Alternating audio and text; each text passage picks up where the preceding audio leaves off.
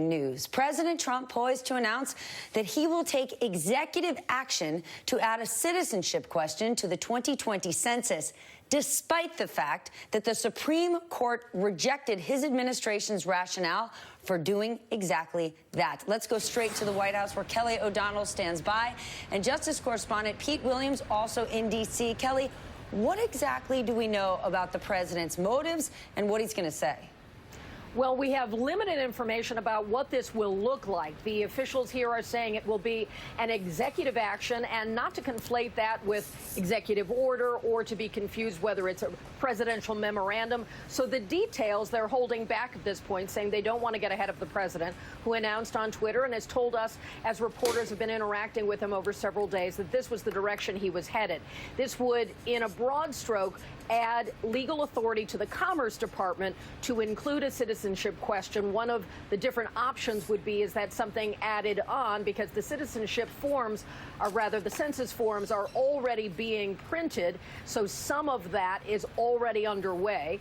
And I'll leave it to Pete to discuss the Supreme Court side of this, but politically for the president, he wants this question to be addressed. He believes that it is important to know how many citizens versus non-citizens are in the United States. The census is intended to count all heads, regardless of status, age, life, where you live, all of that. So citizenship is not a requirement for the census, but this is something that really ties into the president's immigration policies, and those have been contentious, to say the least. So the president announced via Twitter that he will hold an event later today. Given the threat of rain here in Washington, he announced it would be Rose Garden, but be prepared for that to change if we get a downpour. But the president is saying that this is an action he's prepared to take because he's unwilling to give up, even in the face of a rebuke from the high court saying they want him to take another pass at explaining why this is even needed. Steph? He's holding an event also known as Turn the Cameras On. I've got something to say. Help us understand this, Pete.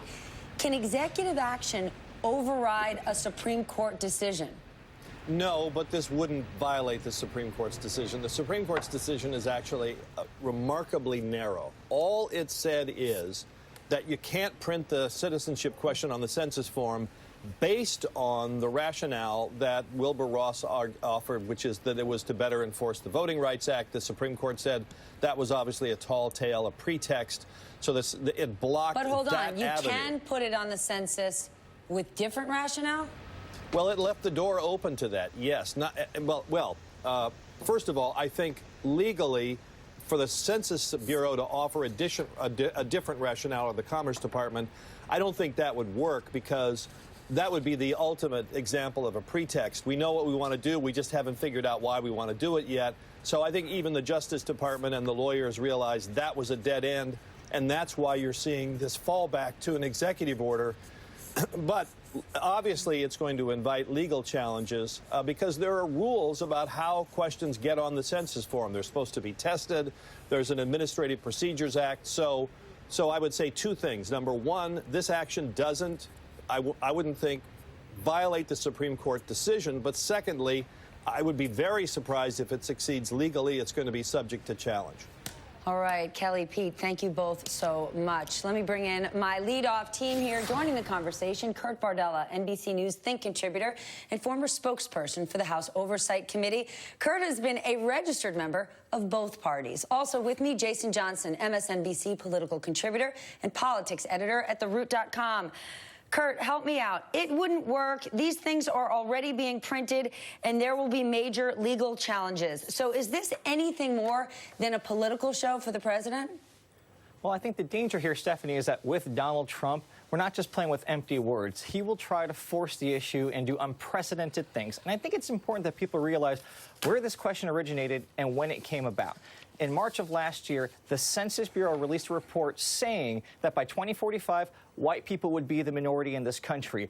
A few weeks later is when Wilbur Ross announced that they were going to add the citizenship question to the census for the first time in 70 years. And now what we're seeing is this reverse engineering of, well, it turns out the rationale for why we wanted to do this, it's probably illegal. Supreme Court struck it down. They don't have the legal grounds to actually continue fighting that fight. So now they're trying to create completely new grounds to justify a decision that they've already reached for a motivation that's already public. And I think it's not going to stand up in court. All right, Kurt, we're going to give you a free pass, but when you say unprecedented on this show, you have to give me $2. Jason, let's actually share what the president said about this last week in terms of why the question needed to be there. Well, you need it for many reasons. Number one, you need it for Congress. You need it for Congress for districting. You need it for appropriations. Where are the funds going? How many people are there? Are they citizens? Are they not citizens? You need it for many reasons. Jason, does the president really think he's going to get this thing added? Or is this just a play for his base? When he goes to run again, all the things he didn't get done, he'll say, I wanted to get it done. I fought for you. It's the system.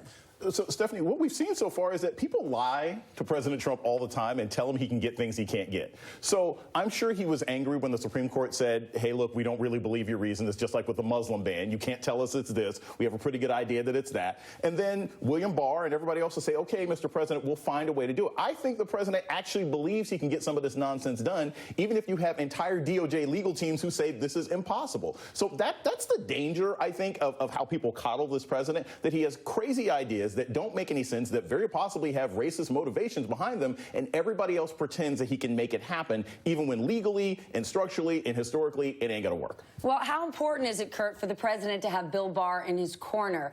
If Barr is providing legal cover, isn't the president kind of in the clear? Well, I think that remains to be seen, but I think Bill Barr has been instrumental in allowing this president to completely destroy the pillars of our check and balance system, whether it's no showing congressional hearings, not adhering to congressional subpoenas, all the conflict we're seeing between the oversight prerogative of Congress and the executive branch has been really spearheaded and masterminded by William Barr. And so I think that's why we're in this situation in the first place. But I think it's also important to note that Republicans have by and large stood by and allowed all of this to happen, completely contradicting everything they used to say they stood for. Before the 2010 census, when Barack Obama was president, Republicans issued a resolution which the most conservative members like Jim Jordan voted for that said the census needs to include counting every single living person. Didn't make a single mention about citizenship. My goodness. Jason, I want to ask a question that came out in today's first read. By continuing to fight for the citizenship question, does President Trump achieve his intended purpose here? A chilling effect on the communities responding to the census. Oh, completely. But he does that by, jailing babies at the border and threatening ICE raids every 15 minutes. All of this is part of this overall plan, this overall hostility to non-white people in America. Now, whether it's through the census, whether it's through threatening raids, the president's overall goal is to say, look, if you don't look like a certain kind of white person, I don't necessarily want you to feel comfortable. If you are not a Republican supporter, I don't want you to feel comfortable. My policies are not going to be driven by a way of making America great or improving our economy. It's about changing the demographic dynamics of this entire country. So he's accomplishing his goal. And you've already had social scientists come out and say, look, even talking about the census question of citizenship has frightened some communities that are already difficult to get in contact with in all parts of the South and different parts of the Southwest. Those communities are thinking about these raids. Yes. We're going to talk about that. Kurt, Jason, thank you both so much. Those raids, it has been confirmed by NBC. Long-promised ICE raids from the president. He postponed them. Well, now we've heard they will begin this Sunday. Officials telling NBC News that agents will be targeting families in 10 major cities, including New York, Miami, Los Angeles, and Chicago. Joining me now, a woman who knows this story better than anyone, NBC News Justice and National Security reporter Julia Ainsley. Julia, what happens now and why this Sunday? Well, so it's been 3 weeks since the president called off these ICE raids and said that he would postpone them for 2 weeks, barring Democratic negotiations on immigration. We haven't had anything looking like negotiations since 2013, so that was wishful thinking, and we knew that from the start. He pushed it off 3 weeks. Apparently now they think that they might be ready to do this, but there's still a lot of questions, Stephanie, especially what happens when they have babies, or they have in car seats in these ICE vans that are coming to pick people up. Also, I'm told that some of these cities could change. As we know, there's bad weather headed to New Orleans. So there are a few things still up in the air. But as we know now, they are keeping largely the same cities that they had planned 3 weeks ago, and they are scheduled to start Sunday.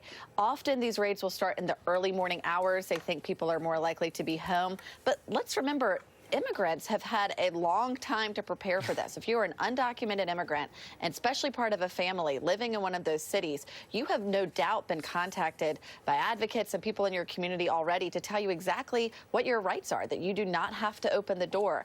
And in a lot of cases, officials I talk to say that that makes this job a lot harder for ICE and that they wish that the president hadn't gotten ahead of them on this. Then because of that, because of this 3-week head start and people in these communities are prepared, isn't there concern that these raids aren't going to work, or at least work as planned?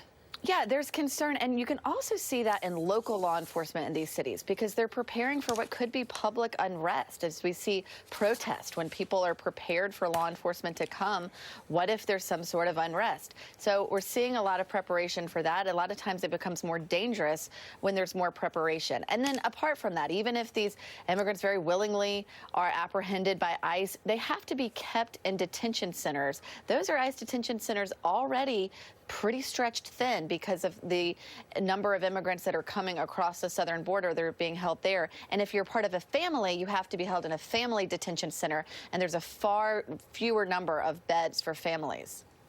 All right, Julia, thank you so much. It's pretty clear Julia's going to be working this weekend. That's right. Coming up next.